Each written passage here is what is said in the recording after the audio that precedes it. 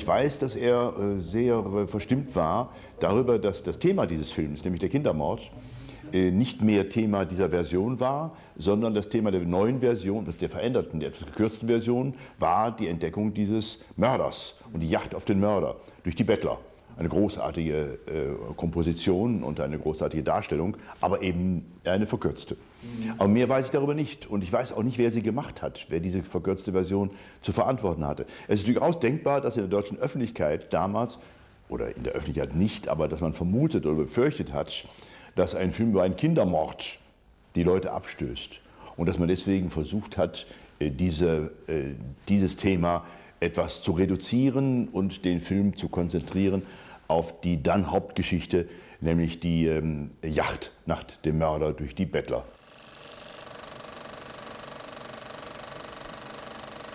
Almost 30 years had passed since the first screening of M. The war had left deep scars on the country, but also on the film. Germany had changed. The younger generation embraced American ideals, too young to remember their own film heritage. And many of the now older generation that experienced silent film and the early talkies had been killed in the war. Others had fled the country, never to return. Germany's film industry literally bled out, mortally wounded by its own hand. The shadow of the Nazi era was still visible in every household. But people dealt with it by not talking about it, and thus nobody talked about the riches of the golden days either. This had a disastrous effect on the films produced by greats such as Murnau, Pabst and Lang.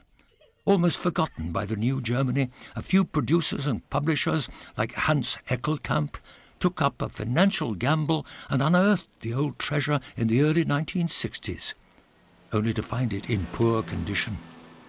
What audiences saw of M in 1960 at its re-release premiere was a film with more than 10 minutes of footage missing and dramatic alterations in sound and narrative. Portions that were silent in the original featured dubbed sound now. Dialogue was added, and even the whistling of the Peer Gynt theme was redone, and poorly at that.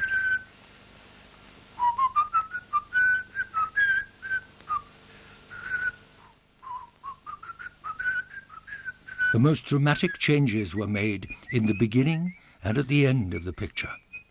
The main titles now opened with a listing of actors and production team featuring an orchestration of Edvard Grieg's music as underlay.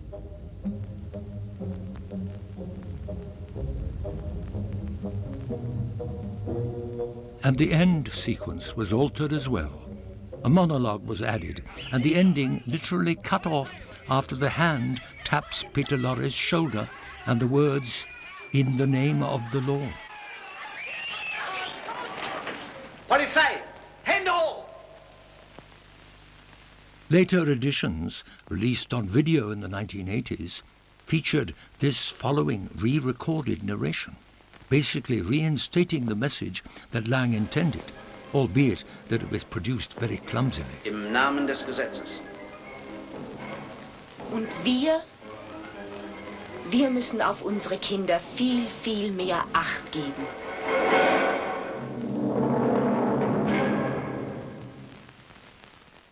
I don't know why these changes were made. I mean, apparently whoever made this release version in the 1960s thought that he had a better idea of what the film could be than Lang had, and so he made changes. He added music, they added voices, they probably, I think in some scenes they even added effects, because the film is largely silent except for spoken dialogue here and there. And that is one of what I think one of the outstanding features of the film, and that of course was very disturbing to someone in the 1950s or in the 1960s. You would expect the film to be all talking and not half silent. I cannot comment on who made these things or exactly, or why they were exactly made, or what was the rationale behind it. I can just speculate that the film was at that time seen as something that could not be marketed in the original form. And as in so many other cases, it was just altered. The changes in the geometric dimensions of the film were often painful to watch. In almost every scene, the heads of the actors were either grazed, as in the following sequence, that of Peter Lorre, or totally cut off, as in this case of Gustav Grinkens. Evidently, the distributors of the film noticed its by now peculiar aspect ratio of 1:19 to 1, which was common for the early talkies between 1928 and 1931. It made the film almost square, as the sound, invisible for the audience, was located to the left of the picture frame. But in the post-war era, projectors had changed and were incapable of handling the format. And so, to avoid exposure of the variable density sound code on screen, the picture was blown up, which resulted in the decapitation of some actors. Ums Wort! Das Wort hat der Herr Verteidiger! Mein sehr geschätzter Vorredner, der, wenn ich mich nicht irre, wegen Totschlags in 3 Fällen von der Kriminalpolizei... Das gehört nicht hierher. Lang was furious at all the changes that were made, but without any contracts that established copyright ownership, he was powerless. Feeling already cheated by producer Seymour Nebenthal, from whom he received no royalties out of the project, Lang was now dealt yet another setback with the mutilation of his self-acclaimed most precious picture. It was not the only picture of his that received that kind of blow. The silent classics were also affected, which hurt the director deeply, as producer Hans Beckert recalls. Der wusste auch, er musste sich abfinden damit, dass es für die damaligen Jahre die bestmögliche Version war. Die großen Leistungen der Restauratoren später waren noch kaum zu erahnen, geschweige denn vorwegzunehmen und auch erst recht nicht abzuwarten. Dann lägen die Filme vielleicht heute noch in den Archiven und wären nicht auf dem Markt gewesen. In retrospect, Eckelkamp and his fellow publishers who re-released these pictures in the early 60s, albeit in poor quality and incomplete, revived the long-dormant public interest in the heritage, and gradually a piece of film history that was almost forgotten was put back together again. When the film was re-released in the 1960s, there was also a book published by Enno Patalas and Georg Gandert, which was basically a script of the film, written after the existing prints. And they showed that to Lang, when he came to Germany in those years, and he reminded them already of scenes that were missing and things that were completely against his intentions as the film was now edited. And so they inserted those scenes in the book. They just made sure that everybody would know that something was missing from that release. And since Enno Patalas had been involved with this book, he often, when he became director of the Munich Film Museum, he of course tried to find ways to complete the print that they had in Munich. And he found material in various other archives that he then duped and put into his print. So there was a work print that was pretty much complete, and that was of course what we also followed as an editing model. Mm-hmm.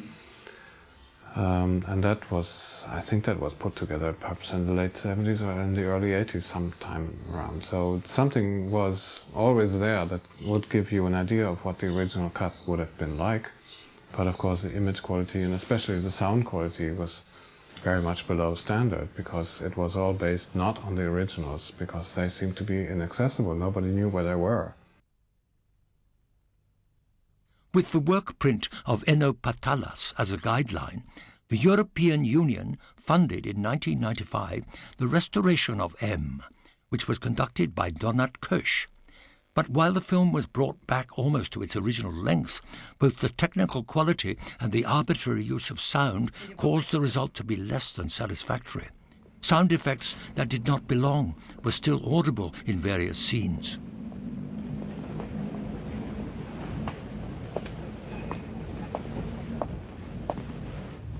Many film reels that were used for this reconstruction, which subsequently appeared on various VHS, Laserdisc and DVD releases, had a second frame line on top of the frame printed in. Also, the aspect ratio is much closer to 1:33:1 than the original 1:19:1. Fühlbarer Zug von Wahnsinn. So 1995 restoration, unfortunately, was not based on the camera negative and the nitrate elements that we based our restoration on.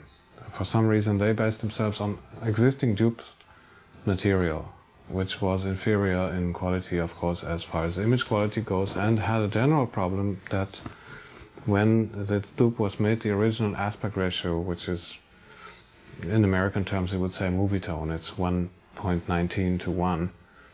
So the original silent frame has just been cropped on the left, and otherwise the height stays the same. It's a more or less square image. That had not been respected when these dupes were made, so you had an extra frame line on top of the image, which is very disturbing and crops off a sufficient amount to cut people's heads off in long shots and to cut their foreheads off in close-ups.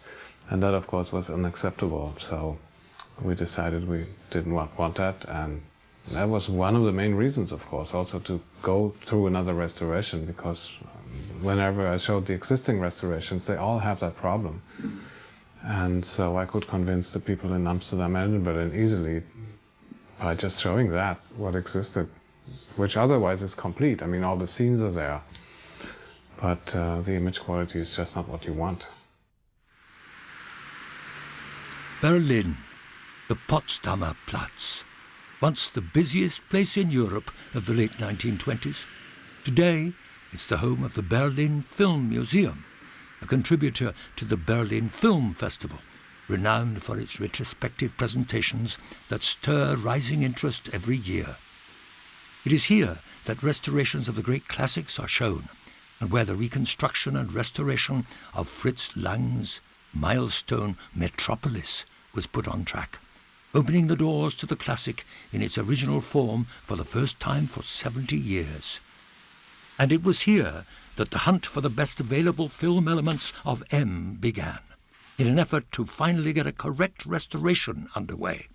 The man who supervised both projects is Martin Körber. The project began in the summer of 2000. I was already preparing for the Berlin Film Festival of 2001. We had planned a retrospective of all the works of Fritz Lang. And I was going through sound films, nitrate prints in the Netherlands Film Museum and found an interesting element. I found a positive print of the Dutch release of 1931, which had some shots I hadn't never seen before. And I also knew that the original camera negative was incomplete, but however existing in Berlin, and I thought it would be nice if we would bring those things together and come up with a new restoration for the Berlin Festival. The Bundesarchiv then decided that it would cooperate in this project, and also did the Cinémathèque Suisse in Lausanne, where other elements were found that had scenes that were not in the original negative anymore.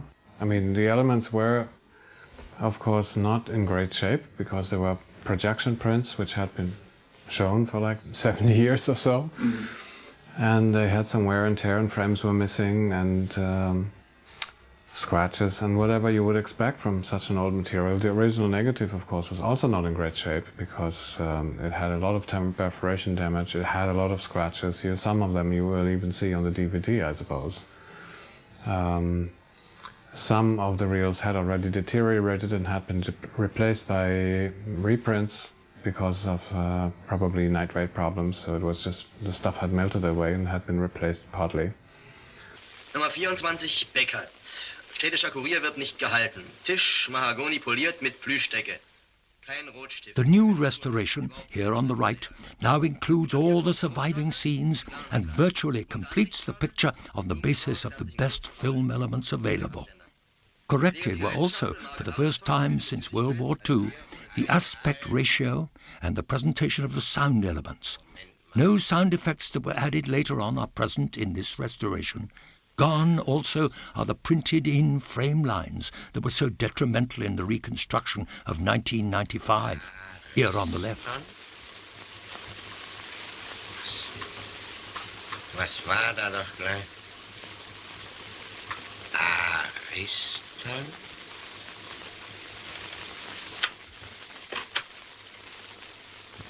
Ich möchte die Akten Mordsache Marga Perl haben. March 2003.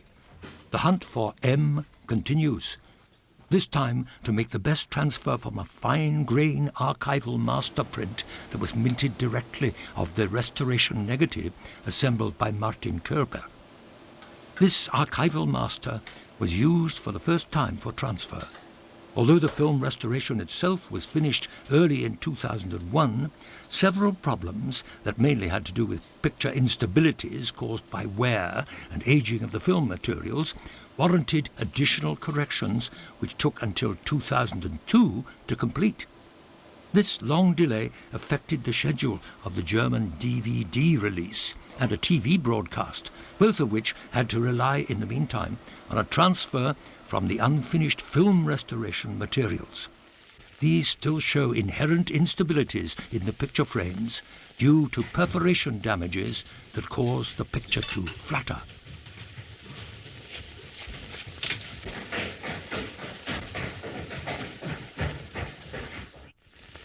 On the final archival master used for this release, here on the right, these problems have been corrected.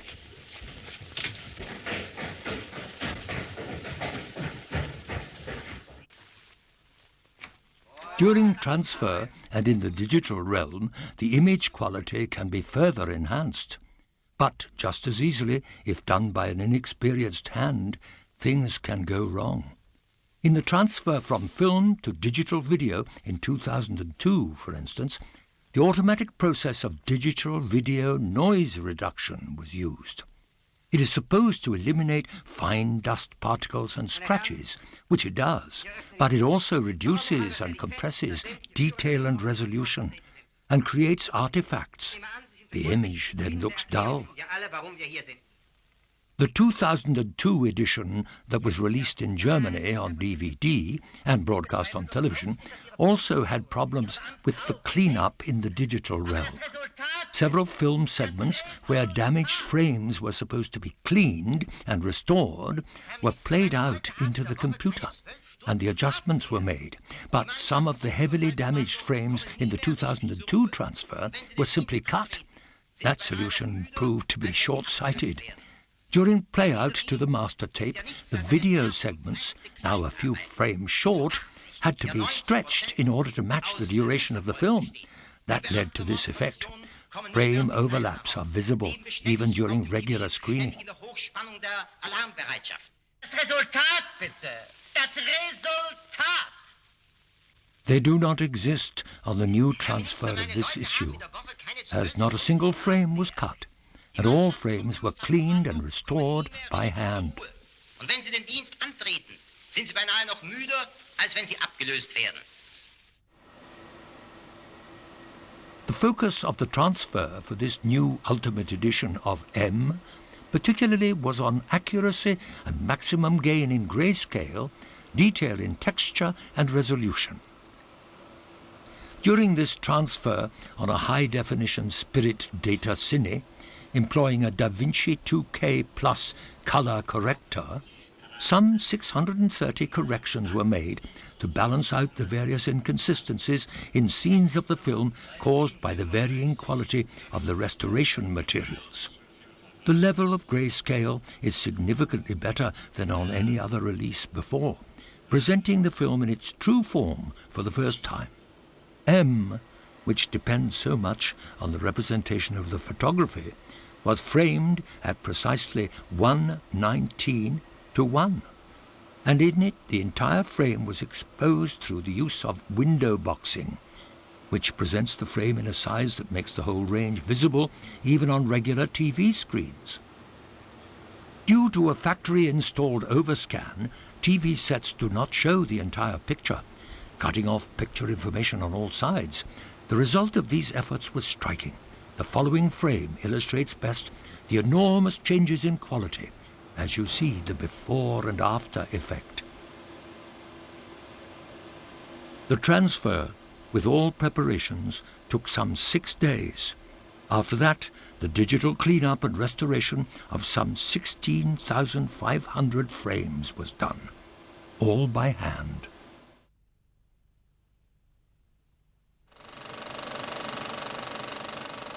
As today's audiences begin to discover the treasures of a long neglected and almost forgotten past, films like M, now restored to their original glory, inspired new generations, and sometimes the theme of these films is as actual today as it was back when these films were made.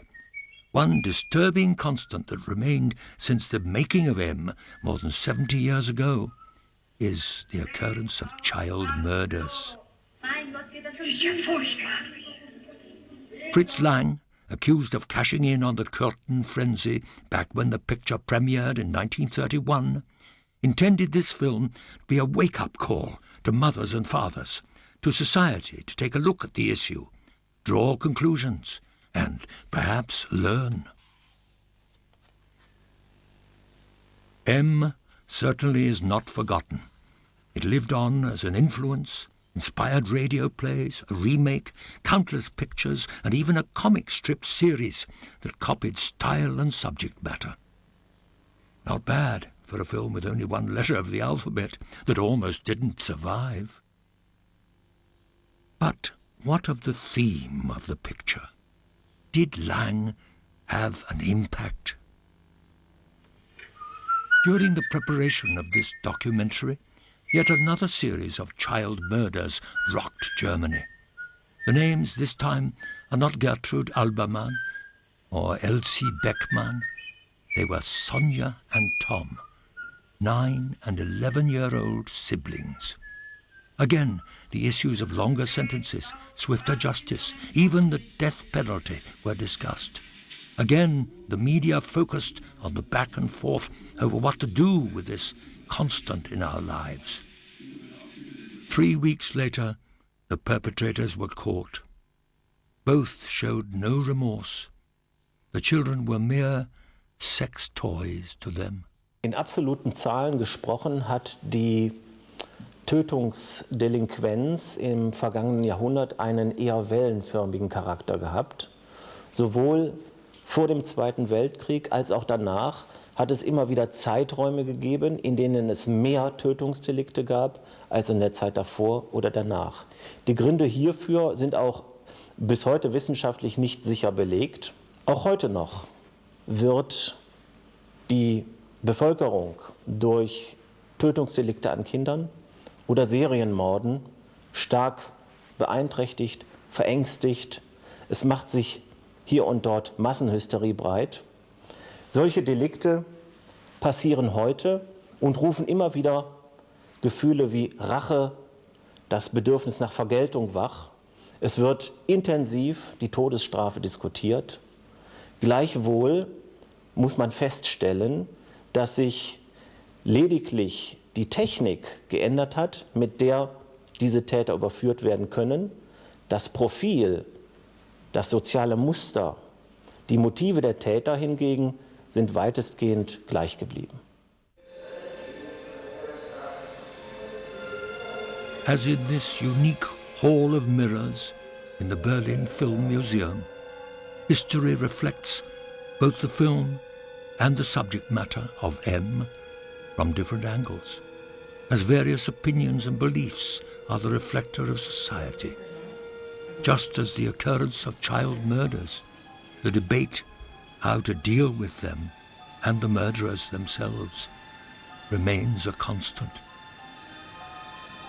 This makes M as realistic and factual today as it did back in 1930, when Fritz Lang and Thea von Harbou changed the storyline of their next picture when they heard of the murders of 10 people, 5 of them little children, such as Gertrude Albermann and Rosa Ohlinger, all victims of Peter Curtin, the vampire of Düsseldorf, the man that was M.